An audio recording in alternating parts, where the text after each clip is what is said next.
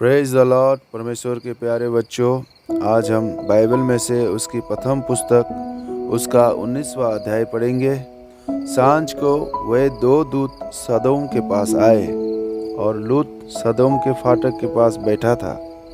उनको देखकर वह उनसे भेंट करने के लिए उठा और मुंह के बल झुककर दंडवत कर कहा, हे मेरे प्रभुओ, अपने दास के घर में पधारिए और रात भर विश्राम कीजिए और अपने पांव धोइए, फिर भोर को उठकर अपने मार्ग पर जाइए।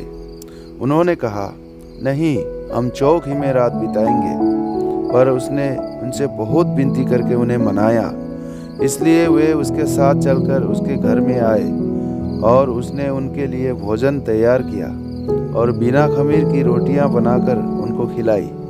उनके सो जाने से पहले सदोम नगर के पुरुषों ने, जवानों से लेकर बूढ़ों तक, वरन चारों ओर के सब लोगों ने आकर उस घर को घेर लिया और लूत को पुकार कर कहने लगे, जो पुरुष आज रात को तेरे पास आए हैं वे कहाँ है? उनको हमारे पास ले आ कि हम उनसे भोग करें। तब लूत उनके पास द्वार के बाहर गया और किवाड़ को अपने पीछे बंद करके कहा, हे मेरे भाइयों, ऐसी बुराई ना करो। सुनो, मेरी 2 बेटियां हैं जिन्होंने अब तक पुरुष का मुंह नहीं देखा। इच्छा हो तो मैं उन्हें तुम्हारे पास बाहर ले आऊं और तुमको जैसा अच्छा लगे वैसा व्यवहार उनसे करो, पर इन पुरुषों से कुछ ना करो, क्योंकि ये मेरी छत तले आए हैं। उन्होंने कहा, हट जा। फिर वे कहने लगे, तू एक परदेसी होकर यहाँ रहने के लिए आया, पर अब न्यायी भी बन बैठा है, इसलिए अब हम उनसे भी अधिक तेरे साथ बुराई करेंगे।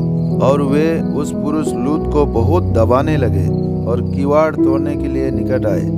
तब उन अतिथियों ने हाथ बढ़ाकर लूत को अपने पास घर में खींच लिया और किवाड़ को बंद कर दिया। और उन्होंने क्या छोटे क्या बड़े सब पुरुषों को जो घर के द्वार पर थे अंधा कर दिया। अतः ये द्वार को टटोलते टटोलते थक गए। फिर उन अतिथियों ने लूत से पूछा, यहाँ तेरा और कौन कौन है? दामाद, बेटे बेटियां और नगर में तेरा जो कोई हो, उन सबों को लेकर इस स्थान से निकल जा, क्योंकि हम यह स्थान नष्ट करने पर है, इसलिए कि इसकी चिल्लाहट यहोवा के सम्मुख बढ़ गई है और यहोवा ने हमें इसका सत्यानाश करने के लिए भेजा है। तब लूत ने निकलकर अपने दामादों को, जिनके साथ उनकी बेटियों की सगाई हो गई थी, समझा के कहा, उठो, इसी स्थान से निकल चलो, क्योंकि यहोवा इस नगर को नष्ट करने पर है। पर वह अपने दामादों की दृष्टि में ठट्ठा करने वाला जान पड़ा। जब पौ फटने लगी तब दूतों ने लूत से जल्दी करने को कहा और बोले, उठ, अपनी पत्नी और दोनों बेटियों को जो यहाँ है ले जा, नहीं तो तू भी इस नगर के अधर्म में भस्म हो जाएगा। पर वह विलम्ब करता रहा। इस पर उन पुरुषों ने उसका और उसकी पत्नी और दोनों बेटियों के हाथ पकड़े, क्योंकि यहोवा की दया उस पर थी, और उनको निकालकर नगर के बाहर कर दिया। और ऐसा हुआ कि जब उन्होंने उनको बाहर निकाला तब कहा, अपना प्राण लेकर भाग जा, पीछे की ओर न ताकना और तराई भर में न ठहरना, उस पहाड़ पर भाग जाना, नहीं तो तू भी भस्म हो जाएगा। लूत ने उनसे कहा, हे प्रभु, ऐसा न कर। देख, तेरे दास पर तेरी अनुग्रह की दृष्टि हुई है और तूने इसमें बड़ी कृपा दिखाई कि मेरे प्राण को बचाया है, पर मैं पहाड़ पर भाग नहीं सकता। कहीं ऐसा न हो कि कोई विपत्ति मुझ पर आ पड़े और मैं मर जाऊं। देख, वह नगर ऐसा निकट है कि मैं वहां भाग सकता हूं, और वह छोटा भी है। मुझे वहीं भाग जाने दे। क्या वह नगर छोटा नहीं है?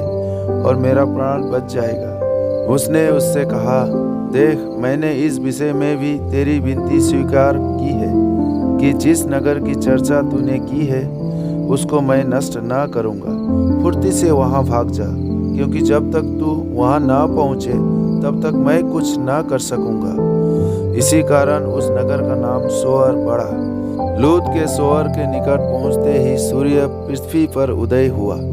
तब यहोवा ने अपनी ओर से सदोम और अमोरा पर आकाश से गंधक और आग बरसाई और उन नगरों को और उस संपूर्ण तराई को और नगरों के सब निवासियों को, भूमि की सारी उपज समेत नष्ट कर दिया। लूत की पत्नी ने, जो उसके पीछे थी, दृष्टि फेर के पीछे की ओर देखा और वह नमक का खंभा बन गई। भोर को अब्राहम उठकर उस स्थान को गया जहाँ वह यहोवा के सम्मुख खड़ा था, और सदोम और अमोरा और उस तराई के सारे देश की ओर आंख उठाकर क्या देखा कि उस देश में से धधकती हुई भट्ठी खासा धुआं उठ रहा है। और ऐसा हुआ कि जब परमेश्वर ने उस तराई के नगरों को जिनमें लूत रहता था उलट पुलट कर नष्ट किया, तब उसने अब्राहम को याद करके लूत को उस घटना से बचा लिया। फिर लूत ने सोअर को छोड़ दिया और पहाड़ पर अपनी दोनों बेटियों समेत रहने लगा, क्योंकि वह सोअर में रहने से डरता था। इसलिए वह और उसकी दोनों बेटियां वहां एक गुफा में रहने लगे। तब बड़ी बेटी ने छोटी से कहा, हमारा पिता बूढ़ा है और पृथ्वी भर में कोई ऐसा पुरुष नहीं जो संसार की रीति के अनुसार हमारे पास आए, इसलिए हम अपने पिता को दाखमधु पिलाकर उसके साथ सोएं, जिससे कि हम अपने पिता के वंश को बचाए रखें। अतः उन्होंने उसी दिन रात के समय अपने पिता को दाखमधु पिलाया। तब बड़ी बेटी जाकर अपने पिता के पास लेट गई, पर उसने न जाना कि वह कब लेटी और कब उठ गई। और ऐसा हुआ कि दूसरे दिन बड़ी ने छोटी से कहा, देख, कल रात को मैं अपने पिता के साथ सोई, इसलिए आज भी रात को हम उसको दाखमधु पिलाए। तब तू जाकर उसके साथ सोना कि हम अपने पिता के द्वारा वंश उत्पन्न करें। अतः उन्होंने उस दिन भी रात के समय अपने पिता को दाखमधु पिलाया, और छोटी बेटी जाकर उसके पास लेट गई, पर उसको उसके बीच सोने और उठने के समय का ज्ञान न था। इस प्रकार से लूत की दोनों बेटियां अपने पिता से गर्भवती हुई। बड़ी एक पुत्र जनी और उसका नाम मोआब रखा। वह मोआब नामक जाति का जो आज तक है मूल पिता हुआ। और छोटी भी एक पुत्र जनी और उसका नाम बेनम्मी रखा। वह अम्मोन वंशियों का जो आज तक है मूल पिता हुआ। Praise the Lord.